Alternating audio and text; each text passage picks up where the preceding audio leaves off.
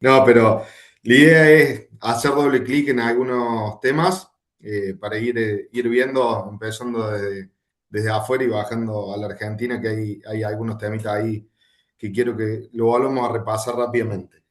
Pero Dale. con esto que decía al principio, que el dólar puede estar más robusto, bueno, que se espera un aumento de tasa en la próxima reunión de la Fed. Eh, ¿Cómo ves el impacto en los commodities? Porque nombraste, está muy por debajo de valores históricos, que hoy puede ser la soja 600, hoy son 900, a precio de valores históricos, pero digo, con el dólar más robusto, ¿no le pega a los commodities para ir a la economía nuestra, no? 100%. Es correcto lo que decís, un dólar más robusto debería pegarle a los commodities, pero hoy estás mirando más la oferta y la demanda que haya y lo que ocurra con la energía que lo que te pase solamente por el componente del FX. Es decir, yo tengo que ponderar Ujú, qué va a impactar más en el precio, si es un dólar más alto, que es correcto lo que vos decís, debería jugar en contra los commodities, o lo que está pasando con la demanda y oferta global, te diría que hoy el mayor peso se lo otorgo a eso, que es una energía más alta, me va a dejar una soja más alta, aunque haya apreciación del dólar. Y después, lo que pase con el conflicto bélico por el lado de la energía en general y lo que ocurra con el lado de Rusia-Ucrania por el tema trigo, va a ser la principal afectación. Yo creo que el más afectado, si lo ves solo por FX, va a ser el maíz. Pero si lo veo en términos de soja y trigo, me parece que van a estar más mirando otras cosas que no solamente el FX, aunque es correcto lo que vos estás mencionando, que es un dólar más alto, te juega en general en contra. ujú. Bien. Y ahí con todo este tema, precios máximos en histórico, los índices, digamos, de las acciones americanas, eh, tasa que se espera un poco más arriba, la tasa de 10 años está en 4,69 hoy. ¿Cómo te posicionarías? ¿Sigue teniendo valor las acciones que están presentando muy buenos balances, superan las expectativas en su mayoría? Eh, ¿Alargas duración o te quedas con una duración intermedia hoy de 3 5 años? Yo iría a una duración más intermedia, o sea, me vería sin ir tan largo en general. A ver, en términos generales, Estados Unidos tiene desafíos grandes en la parte fiscal. Yo creo que también lo que estamos viendo con la tasa está respondiendo un poco a lo que pasa con los precios, obviamente, sobre todo sujeto a lo que ocurre con el galón. Estamos en el medio de un periodo electoral que parece que a Trump no le va a ir demasiado bien, donde se pone en juego también todas las bancas. Y después, me parece que estamos algo que queda de escular es qué va a pasar con lo fiscal. Lo fiscal que venía mejorando y que de alguna manera te permitía tener una tasa de interés un poco más baja en términos generales de esa economía, ahora se empezó a dar vuelta y eso está costando. Yo pienso que el gobierno tiene que actuar en la parte fiscal. Pienso que tiene que pasar eso. Entonces, y los números, y los últimos números de cómo creció la economía me dicen que el gobierno estuvo un poco más contractivo, si quiere, en la parte del gasto. Entonces, si yo tengo razón que algo en lo fiscal tienen que hacer, yo creo que la tasa eventualmente tiene que ir bajando en algún sentido, o sea, quedar menos, si se quiere, menos alta de lo que vemos en este contexto, que estamos viendo un número muy alto, y eso le puede dar algo más de recorrido a las acciones. Obviamente las acciones están mirando dos cosas. Uno, que es lo que te va a pagar un bono del tesoro, claramente siempre está ese trade, pero además, si los revenues se siguen convalidando. Hoy lo que vemos es que las inversiones en CAPEX, de alguna manera, por los últimos balances, están bien. O sea, uno ve un price to earning en general que viene alto, pero el forward price to earning todavía te está dando números que dicen, bueno, esto se puede sostener. Entonces, si uno lo ve por revenue, no parecen números de locura estar pagando los precios que se están pagando hasta el momento, pese a que uno ve los máximos y se asusta, y está claro. Ujú. Ahora, si yo me equivoco, el gobierno no hace nada de lo fiscal, va a encarar una elección apretando el acelerador y demás, la tasa se va un poco más arriba, va a haber un mercado accionario que sufra un poco más. Entonces, yo hoy no le tengo tanto miedo a eso, porque creo que el gobierno de Estados Unidos va a accionar. Si yo me equivoco, bueno, ahí va a doler, las más perjudicadas van a ser las acciones. Bien, bien. Aparte es un círculo virtuoso, digamos, te aumenta la tasa, el gasto público te aumenta por la renovación de deuda. ¿no? Bueno, lo que más está pagando son intereses. O sea, el segundo punto, más que incluso el Medicare o Health, está pagando intereses de deuda. Claramente ahí necesitas hacer algo. Totalmente. Bajando un poquito, Brasil. Se vienen las elecciones, bueno, Lula por las encuestas parece que en un balotaje lo puede ganar contra Flavio Bolsonaro. Lo que me llama la atención es la tasa Selic, que es la tasa de referencia de ellos, esté muy por encima de la inflación. Realmente es muy alta, que es algo que nos pasa acá, ¿no? Entre tasa pasiva y activa. Eh, ¿Vos ves que esté priceado el resultado electoral en las acciones, en el mercado? ¿Puede llegar a bajar la tasa? El real, ¿lo ves apreciándose, depreciándose con esto? Porque a nosotros nos afecta, ya que no es nuestro socio principal en la parte de comercio, ¿no? Totalmente. Yo veo un real que puede depreciarse un poco. No veo una cosa que me asuste, no veo volviendo a los niveles de 2025. Creo que la tasa va a ir para abajo, pero creo que con esta inflación controlada no va a pasar nada. O sea, yo creo que Brasil es un mercado que a mí me gusta en algunas de las acciones que tiene y demás. Me parece que está pagando una tasa de interés demasiado alta y que el mercado está prediciendo que se va a venir una baja de tasas, pero sin necesariamente romper el FX. Por eso yo diría ahí que hay que mirar varias cosas. ¿Cómo viene la tasa? ¿Cómo viene el déficit? Que para mí es el gran punto que Brasil tiene que ir a resolver, sea con el gobierno que sea. Y después cómo viene el sector externo. El sector externo de Brasil viene dando bien. O sea, digo, viene dando negativo, pero estable. No estamos viendo una cosa que te vaya a romper las cuentas externas. Entonces, hasta el momento, yo creería que incluso con Lula ganando, y parece que el mercado ya está pareciendo que es líder, quizás lo de Flavio más bien sea sorpresa y pueda tener más rally en el mercado de Brasil. Veo que estos niveles están viendo de alguna manera eso. Hubo una pequeña corrección del Bovespa, medidas reales que yo creo que, reitero, te posicionan en un mejor punto de entrada para entrar a Brasil, y creo que ya está metido de alguna manera que el líder hoy es Lula da Silva y que la tasa va a tener que bajar. Prácticamente no hay reporte que veas de Brasil que no esté marcando que con un mes más de inflación controlada, la tasa de 14 y un cuarto tiene que seguir contrayéndose a la zona de 13 en el corto plazo. Bien, bien. Sí, porque sinceramente sorprende el nivel real que tiene, ¿no? Eh, Por eso te mostraba el comparativo con otros momentos, donde la inflación estaba arriba sí, de 10, bueno, tenía algún sentido que esté acá, ahora ya quedó desfasada. sí. Yendo a lo local y lo que nos interesa, de lo que vivimos todos los días, digamos. Eh, Hablemos algo de actividad, hablemos algo de tipo de cambio que nos interesa y después vamos a lo financiero. Actividad, ¿qué esperas para los próximos meses? Estamos hablando antes de 2027, ¿no? De acá a diciembre. ¿Ves que el crédito puede llegar a aportar con la estabilización de las tasas, la estabilidad de las tasas, que puede llegar a aportar a una recuperación en el comercio, en la industria, que son los mayores demandantes de la mano de obra y en el derrame? Agro ya lo nombraste, minería lo nombraste, petróleo lo mismo, construcción puede mejorar un poquito más. ¿Qué te parece en ese sentido? Totalmente. Creo que construcción puede mejorar un poquito, de números muy malos. Ahí te lo Ujú. mostraba, estructuralmente estás 12% abajo, la construcción está mal, pero creo que partiendo de este punto puede mejorar un poco, entonces eso lo veo como algo positivo.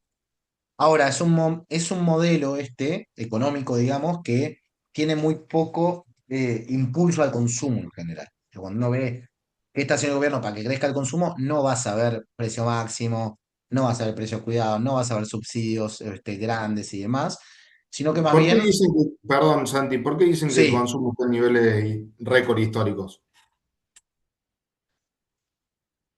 la, la verdad que la métrica del INDEC te dice que el consumo está en máximos históricos. Hay dos cosas ahí a tener en cuenta. Una que es que cuando uno le transfieren subsidios económicos, se los sacan y uno tiene que salir a pagar las cosas, eso se contabiliza como un aumento del consumo extra de los hogares. Que no necesariamente está yendo a comprar una remera, sino que está yendo a pagar servicios. Sí, Entonces pagar ahí la tenés un luz, el punto. gas, digamos, sí. Ujú. Y después tenés viajes al exterior y bienes importados, sobre todo bienes de consumo, que el año pasado subió 40% y ahora está subiendo 2%.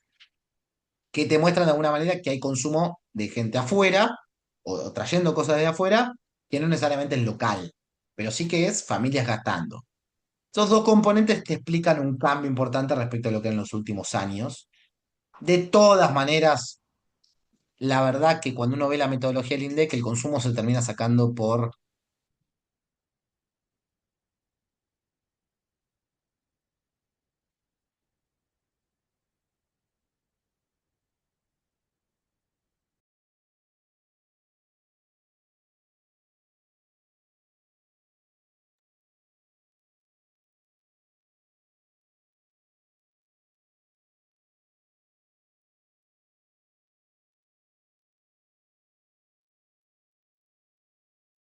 Creo que se le cortó a Santi. Ahí lo voy a llamar. Aguárdenme un segundo.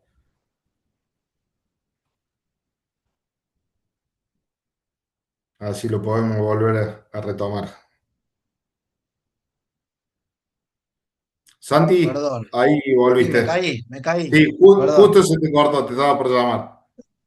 Dos cositas, no, eso, digo, entre eso, que estamos comprando más afuera y el comerciante local probablemente no lo esté viendo, entonces ahí tenés la diferencia entre cómo se ven las ventas locales y cómo se ve el impacto de las cuentas nacionales de uno consumiendo más en otro mercado. Bien, perfecto. Tipo de cambio. ¿Cuál pensás que es el ancla que están utilizando hoy para mantenerlo? Porque se ve que en los 1500 mostraste que hay una intervención un poco más, muy coordinado con el Tesoro, absorbiendo, porque están con los rollover positivos, absorbiendo pesos con las distintas licitaciones. En eso lo ven muy coordinado, el dólar futuro. ¿Qué te parece que están haciendo?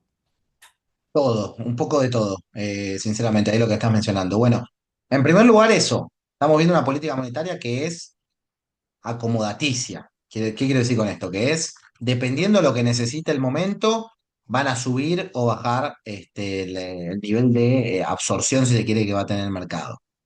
Lo que se ve de un tiempo a esta parte es que las tasas de interés que habían hecho piso empezaron a repuntar un poquito, se mantienen ahora completamente estables, digamos, en lo que es Tamar, Badlar y demás, pero dejaron de esa permanente caída que veníamos viendo, se estabilizan incluso un poquito para arriba y ahora estabilizadas ahí en ese escalón un poquito superior. Yo creo que lo que están haciendo, o lo que yo pensaba por lo menos hasta junio que estaban haciendo, era ir llevando el FX un poco más suavemente. Es decir, ¿qué quiero decir con esto? Yo pienso que el FX va más arriba, sí. Pienso que va a ¿Ves haber un una salto devaluación discreto? donde. Sí. No, eso es lo Está. que te iba a decir. No veo un Sí. salto discreto, para nada.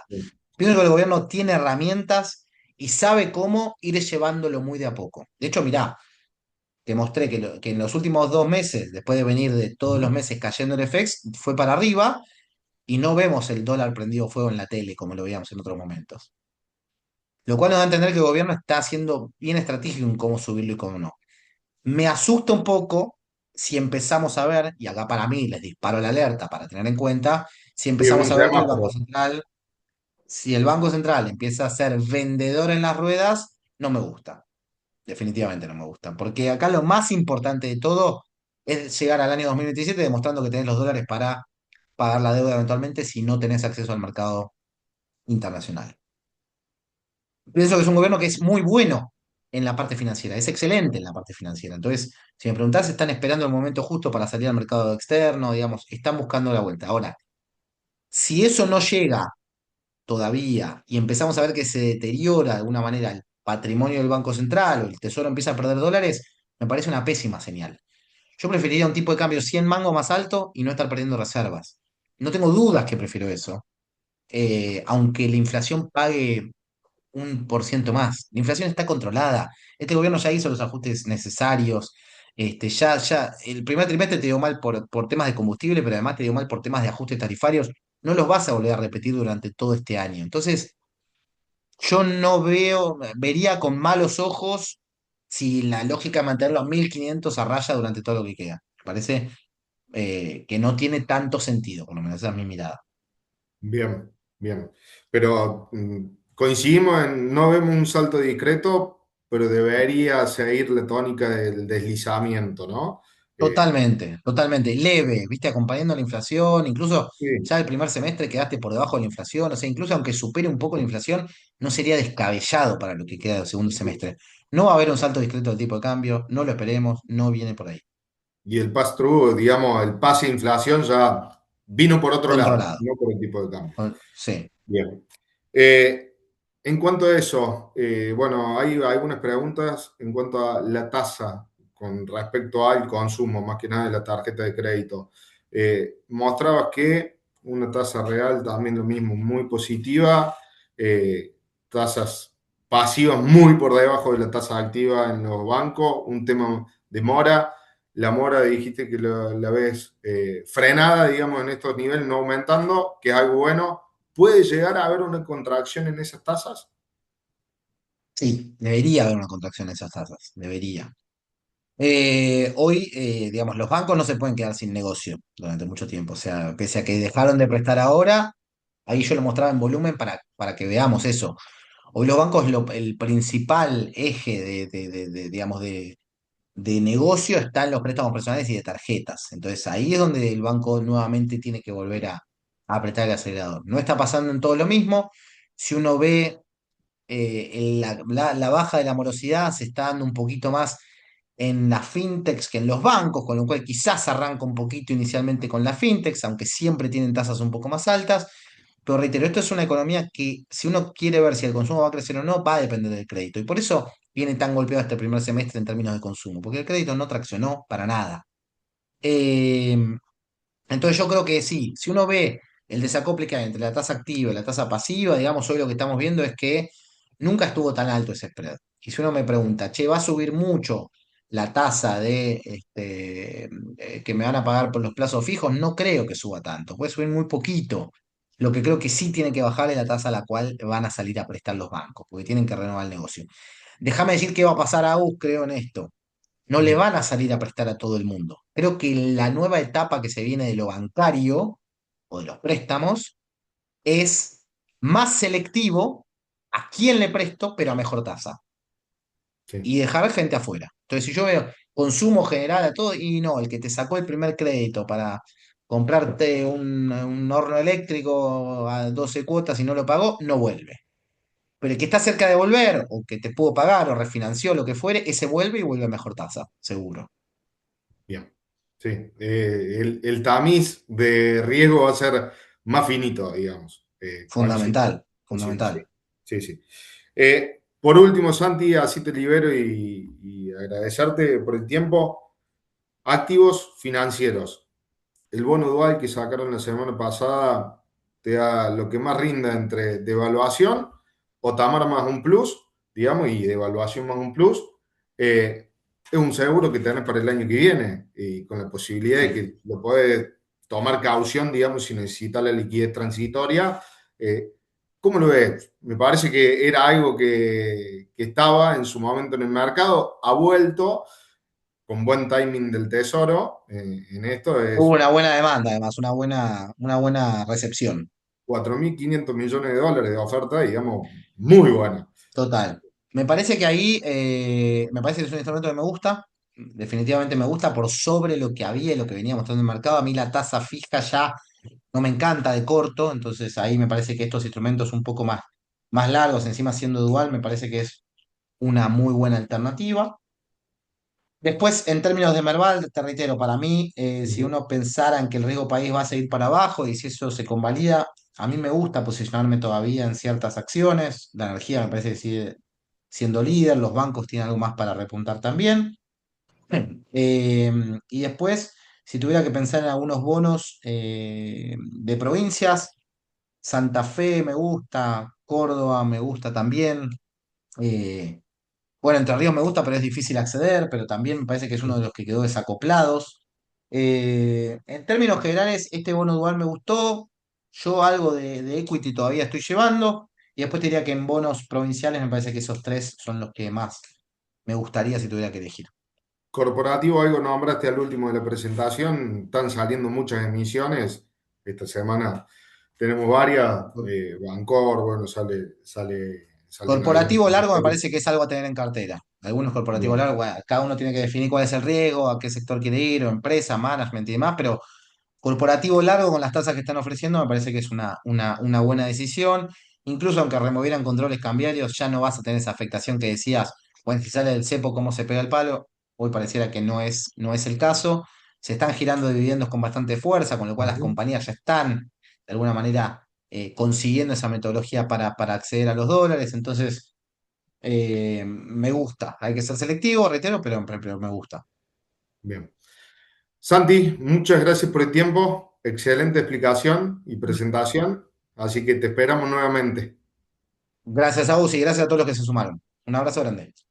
Un abrazo. Muchísimas gracias.